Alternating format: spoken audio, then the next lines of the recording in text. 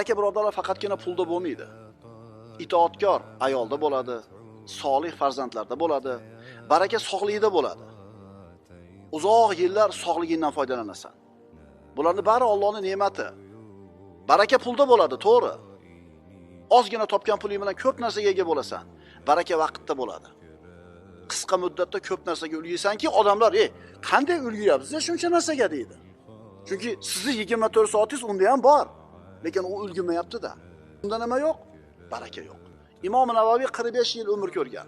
Lekin 45 yilda o'qib o'rganib qoldirib ketgan ilmini qarang-da. 100 yilga bo'lsangiz, 100 yil ham yetmaydi. Imom Buxoriy 63 yil umr ko'rgan. 63 yilda to'plab qoldirib ketgan ilmini 163 yilga bo'lsangiz ham yetmaydi. Demak, bu kishilar barakotli umr ko'rgan. Shundan Allohdan nimani so'raylik shuning uchun? Va barik lana fima a'toyt.